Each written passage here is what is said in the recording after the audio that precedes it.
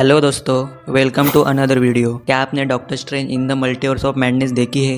नहीं। तो जल्दी से जाकर देख लो यार, और टेलीग्राम से तो डाउनलोड जरूर की होगी। रहा नहीं जाता, तड़प ही ऐसी है ना। ये सब आपको इसीलिए बता रहा हूँ क्योंकि इस वीडियो में डॉक्टर स्ट्रेंज के बारे में हेवी स्पॉयलर्स होने वाले हैं। अच्छा। वीडियो में doctor strange in the multiverse of madness के बारे में जो हिडन डिटेल्स जो कि एमसीयू के हर एक मूवी में होती है, इनमें डाले गए कैमियोस का आने वाले मूवीज के साथ कनेक्शन और हमारे प्यारे दुलारी ईस्टर एग्स के बारे में आपको बताने वाला हूँ। वीडियो शुरू करने से पहले मैं आपको बता दूं कि सैम राइमी की doctor strange in the multiverse of madness Marvel cinematic universe की 20th फिल्म और बेनेडिक्ट कम्बरबैच के सॉर्सरर सुप्रीम की 6ठी फिल्म है और इस मूवी में ईस्टर एग्स भर भर के डाले गए हैं और मैं आप लोगों को उतने ही बताने वाला हूँ जितने की रिलेवेंट हो। तो पहला है इल्यूमिनाटी। इस मूवी के प्रमोशनल कंटेंट पर हमें जो टीवी स्पॉट, छोटे छोटे ट्रेलर देखने मिले, उनसे तो यह बात कंफर्म थी कि इल्यूमिनाटी का इस मूवी में कैमियो हमें देखने मिलेगा और हमने देखा भी। और एक अच्छी खासी फाइट सीन के चलते वो सब खत्म भी होते हैं। ये बात हजम नहीं हो रही है कि इल्यूमिनाटी, जो कि एक इंटेलिजेंट मार्वल सुपर हीरो का एक ग्रुप होता है, उनको इतनी आसानी से वांडा मैक्सिमम मार कैसे देती है। कुछ लॉजिक ही नहीं बनता। और कैसे, वहाँ पर मैं क्वाइट एस्टोनिश्ड हुआ था। फिल्म से हमें पता चलता है कि इल्यूमिनाटी अर्थ 838 का एक छोटा ग्रुप है जो फिल्म के दौरान स्टीफन के पैरेलल यूनिवर्स में से एक है। इसमें से पहला होता है डॉक्टर स्ट्रेंज का फ्रेंड कार्ल मोरोडो। उसी वक्त हमें कैप्टन कार्टर भी देखने मिलती है जो कि पेगी कार्टर का 838 वेरिएंट है। उसके बाद ब्लैक बोल्ट, जो अपने आवाज से लिटरली किसी को भी मार सकता है, उसका वांडा क्या हश्र करती है वो आपने देखा ही होगा। ब्लैक बोल्ट आखिरी बार मार्वल टीवी सीरीज इनह्यूमंस पर दिखाई दिया था।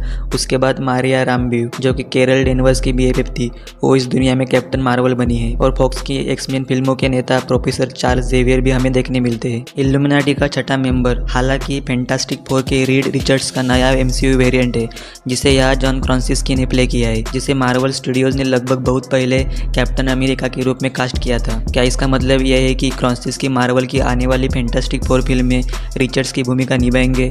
ये तो वक्त ही बताएगा। क्रिस्टीन स्ट्रेंज और अमेरिका सैवेज को बताती है कि वो खुद यूनिवर्सेस का नाम रखती है और बैक्स्टर फाउंडेशन के लिए काम करती है। कॉमिक्स में बैक्स्टर बिल्डिंग हमेशा फैंटास्टिक फोर का बेस रहा है और 2015 की फिल्म फैंटास्टिक फोर में बैक्स्टर फाउंडेशन का रेफरेंस फ्रैंकलिन स्टॉर्म, जिसे सू स्टॉर्म के नाम से भी जाना जाता है, उसके पिता द्वारा इस्टेब्लिश एक ऑर्गेनाइजेशन के रूप में किया गया था। इसका मतलब ये है कि बैक्स्टर फाउंडेशन आने वाली फैंटास्टिक फोर मूवी में हमें जरूर देखने मिलेगा। पहले फॉक्स और 20th सेंचुरी ने जो फैंटास्टिक फोर मूवी सीरीज बनाई थी, उनको इतनी रिकॉग्निशन नहीं मिली थी और 2007 में जो fantastic four rise of the silver surfer इन्होंने बनाई थी, वो बॉक्स ऑफिस पर फ्लॉप साबित हुई थी। उसके बाद इस सीरीज की लास्ट मूवी जो 2015 में आई थी और वो भी इतनी हिट साबित नहीं हुई थी। कुल मिलाकर ये सीरीज ठीक ठाक ही चली और अब जाकर मार्वल वाले इस मूवी सीरीज को आगे बढ़ाएंगे तो ये बात पक्की है कि इसमें ड्रास्टिक चेंजेस हमें दिखाई देंगे। इसकी शुरुआत तो हो चुकी है, अब आगे देखना होगा कि आउटपुट कैसा निकलता है। इसलिए मल्टीवर्स ऑफ मैडनेस में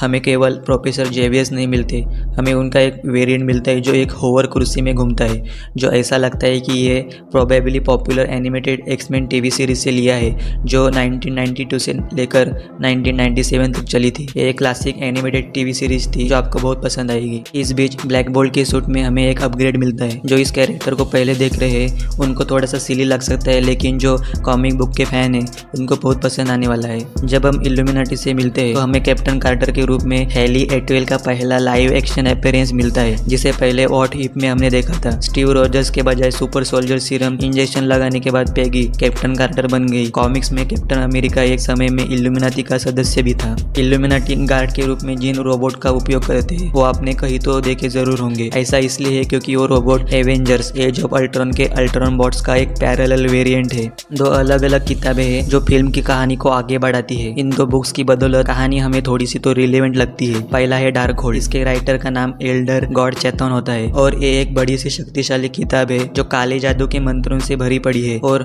जो सॉर्सरर या विच इसका इस्तेमाल करने की हिम्मत करता है उनके दिमाग को ये भ्रष्ट कर सकता है, जिसका परिणाम इस मूवी के अंत में हमने डॉक्टर स्ट्रेंज के ऊपर होते हुए देखा है। कॉमिक्स में डार्क होल्ड एक मिस्टिकल आर्टिफैक्ट होता है। मार्वल ने पहली बार इसे 1972 में रिवील किया था। इसका लाइव एक्शन हमने मार्वल की popular series agents of shield में देखा था, जहां इसका पावर वर्चुअल रियलिटी को क्राफ्ट करने और इलेबोरेट करने के लिए इस्तेमाल किया था। और इसका सेकंड अपीयरेंस हुलू पर स्ट्रीम होने वाली रनवेज टीवी सीरीज में इसका उपयोग प्लॉट पॉइंट के रूप में दिखाई दिया था। हालांकि ये दोनों सीरीज मार्वल सिनेमैटिक यूनिवर्स का एक हिस्सा है। इसका थर्ड अपीयरेंस वांडाविजन के अंत में अगाथा हार्कनेस की गुफा में दिखाई दिया था, लेकिन वांडा सीरीज के एंड में इसके साथ फरार हो गई और अपने बच्चों को फिर से देखने के लिए इसे मल्टीवर्स ऑफ मैडनेस में उपयोग करती है। फिल्म में द बुक ऑफ विशांति भी शामिल है, जो 1960 के दशक की लॉन्ग कॉमिक हिस्ट्री वाली एक और किताब है, जो डार्कहोल्ड का व्हाइट मैजिक काउंटर पार्ट है। इस फिल्म का मेजॉरिटी क्लाइमैक्स उंडागोर पर्वत पर होता है। एक ऐसी जगह है जहाँ के दीवारों में डार्कहोल्ड के अंदर के स्पेल्स पहले से मौजूद थे। कॉमिक्स बुक्स में उंडागोर माउंटेन रियलिटी में ओंडा का बर्थ प्लेस होता है, इसलिए यह कोई बड़ी बात नहीं है कि मूवी में जो उंडागोर माउंटेन होता है वो स्कारलेट विच की पूजा करने के लिए बनाया प्लेस जैसा लगता है। मल्टीवर्स ऑफ मैडनेस में दो स्मॉल लेकिन मुश्किल से छूटे म्यूजिकल कॉलबैक है। ओंडा और उसके बच्चों बिली और टॉमी के सीन के दौरान ओंडा विजन का थीम सॉन्ग हम सुनते हैं, और जब चार्ल्स जेवियर पहली बार अपनी होवर कुर्सी में इल्यूमिनाटी रूम में एंट्री करते हैं, उस वक्त जो थीम बजती है वो 1992 की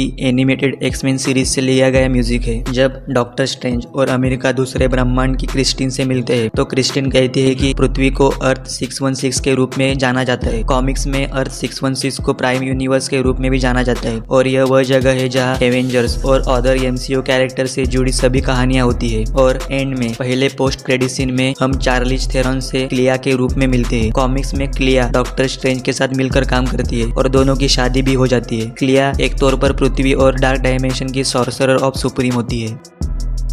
आपने देखा होगा कि इल्यूमिनाटी रूम में एक कुर्सी खाली है।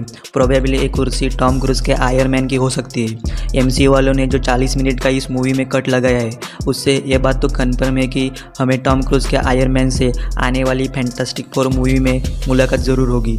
तो आज के वीडियो में इतना ही। मैं मिलता हूँ आपको अगले वीडियो में। तब तक मूवीज़ देखते रहिए। Bye bye.